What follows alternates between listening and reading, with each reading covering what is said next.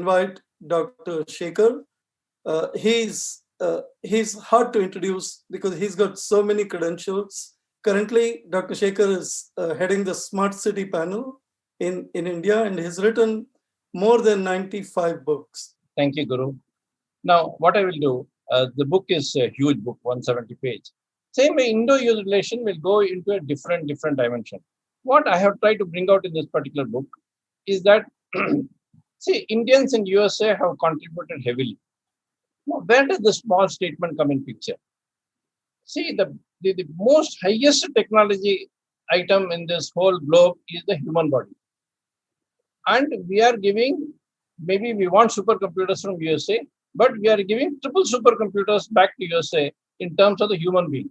We are given 4 million people in US and who are doing immensely good job. Every second day, today's special headline is an Indian is the chairman of Microsoft, one of the biggest companies in USA. So now in this book, what I have tried to do is that I have covered every aspect of the economy between India and between various technologies and various sectors of economy. So what is the trade? What is the in say this is on blue economy. This is on how the when we say $5 trillion, how much we can through this book I am talking of $500 billion plus between India and USA, and it could be far above because of the geopolitical situation. We don't usually name China by name because of everybody wants to come out of China. How they can come out? How India can be the natural ally? We cannot say just because somebody is coming out of China or somewhere, please come to India. They cannot come. But we are ally from the point of view of being democracy.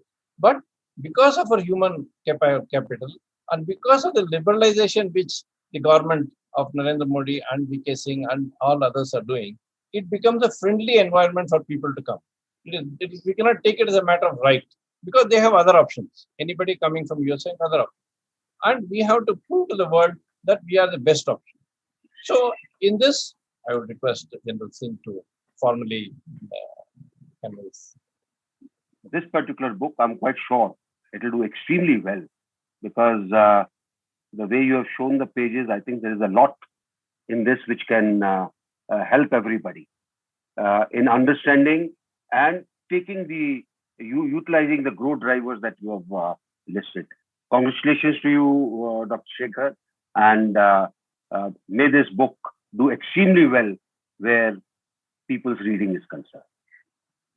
And when we say India and USA, yes, we have to talk of democracy, we have to talk of natural ally, we have intellectual people, but we have something to give. Somebody, the other party has something to take.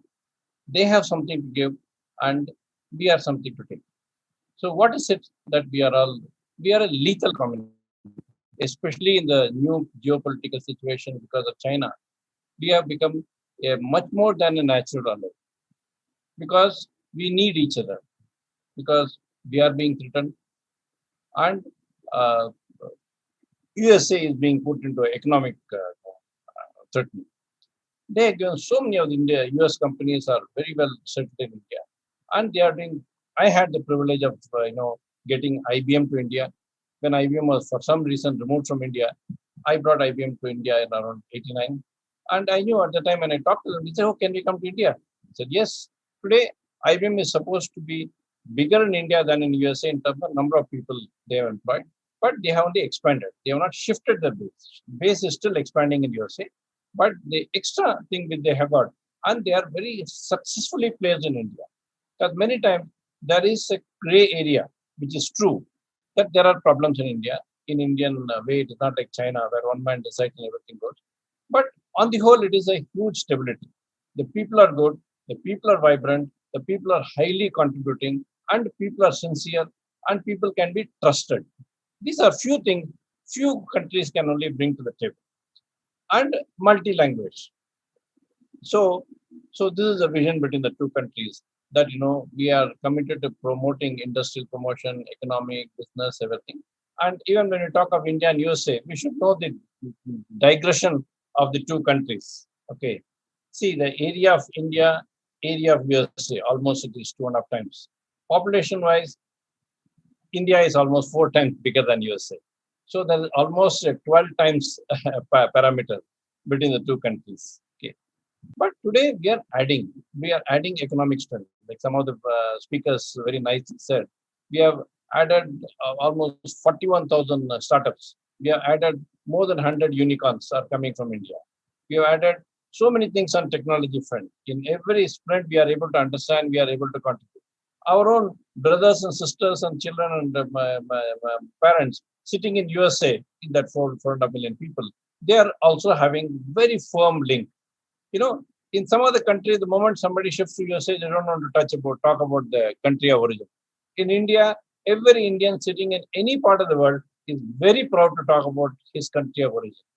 But at the same time, his first commitment is to the country of state.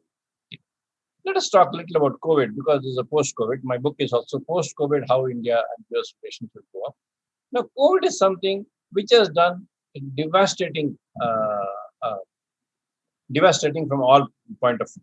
It is what we call as World War III. World War III without knowing who is the enemy. World War III. Well, otherwise, people like General would blast them out. But nobody can blast because the enemy is not seen. And even the type of damage which has done, of course, in US it has relatively done more damage, much more damage than in India for the amount of population. Whereas, still even there or India, in both places, the amount of damage is 1 in 2%. So it is less than a error factor. Okay. And even of this affected people, almost in India, 93% of the people have got discharged, and even in USA, it is more than 80% is discharged. So we are fighting against something which we don't know. But when we analyze in the other way, COVID has brought a different way. The same type of conferences I would have addressed so many. But 4 days would have got spent. We would have gone here, we would have flown somewhere else, we would have been held in Delhi, it would have been in Washington. I've addressed this in Boston, Washington, all those places, or in India. But our days would have gone. Today, in multi-dimensional people, we are having that is thanks to COVID. This technology was available even before COVID came, but we never used the technology. So COVID, whatever little COVID has done is it has made us use technology which we have developed. And it has also made us appreciate the human values. So that's why in India, with slide in the morning or in the little before also I told, we have to see about not only economic growth, but also about the happiness index, how people will be happy, how people will go, and how economic growth will come parallel to this happiness index, or how happiness index will go parallel to the economic growth. Because why I'm slightly stressing on this is now with artificial intelligence. Again, I'm a hardcore technology man. I have done my own artificial intelligence 35 years back. When we say artificial intelligence, people expect that everything will be automated. That means, what I told in some places, we will all be ICU patients. That means you can just keep sleeping, something will happen, food will come, something will happen, you will be, having a image of doing something. This is not what life is. Use artificial intelligence for human growth. Don't use artificial intelligence for the betterment of your, for your laziness. Okay. People say, oh, when artificial intelligence comes, we don't need to go to doctor. Okay. That means it will sell everything even before it is happening. Okay. And it also gives you rid. Okay. Then my life should continue. That means I should become immortal. That means some are dreaming that through technology, we will be immortal. That means we'll have no debts. We will be not having to do anything in life. Okay. Then who will do? That is where this Indo-American relationship comes. That is why this slide comes. We have to ensure that every sector grows. We should not be wanting technology to make us lazy, to make us, become an ICU patient. We should be more active. We should be more moving out. We should have more sports. We should have more ways in which we can sing, and in which healthcare has to be taken care. Healthcare does not mean, as I said, being immortal. Healthcare means you live happily. Whatever health is there, be happy with it. Education. We can have huge collaboration between India and USA. There is so much to be done. Because when we are talking of Ayurveda, yoga, and many more today, even pharma industry is high in India. An Indian sitting in India can teach some group in USA. Something else where USA is extremely good. A person sitting in USA can teach in India. So that way, there will be various ways in which, this will happen. Now, while talking of this, one word which was used was the word secured governance. Just 1 minute on secured governance. Secured governance is the used for self-sustained growth. That means when we say, Akram also said, yes, US should invest. But US says, where is the guarantee of repayment? Your rules are different. In secured governance, will take care of any of those. In secured governance, through value and valuation, your money is totally safe. That's what it does. That means whenever we make any infrastructure, there's a huge valuation goes around infrastructure. That gives a huge growth potential. So money is lying there. It doesn't grow. It doesn't go into some other dimension. It's a very complicated system. I'm trying to explain in 2 sentences. Basically, valuation will take care of your money's security. Okay. So, and that is because of that's why this is called a techno-economic growth of the country. In fact, I've written a book on USA for this separately also, independent of Indo USA.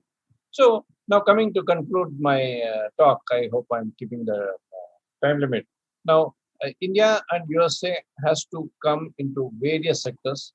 I'm thankful to see that Richard Reiki and Sunil Puri and of course then VK Singh and Guru, who has been doing an excellent job in terms of various sectors being discussed. But in each sector, there's a different avenues for growth. In each sector, different priorities of growth. Let us not rediscover the wheel and come to wrong conclusion. Because we should not, we should ensure that India and USA is a real lethal combination, being two democracies. It also ensures that 1+1 11 system has to come, not 1+1 2. That means India and USA can govern the whole world, which is what the world is looking for. Many Europeans are saying that if India and USA come together, we are very happy because they don't have the manpower, they don't have the wherewithal to take care. Now, this is part of the secured government. That one of the largest project in the world is a 12 lakh crore project, Bombay Nagpur Super Expressway. It uses secured governance, and in a very good way, the project is going. You will be happy to know that 24 smart cities are built across 750 kilometers, and those are the documents that are there. But anyway, this presentation also will be available at Guru. Anybody wanting it can take from him or can take from me. So, to come to the last slide, before the last slide, of course, there are various books I have written for various things, including the second book on USA. And it has been having a very good appreciation of notes from people across the globe. And there's a book on USA, and of course, our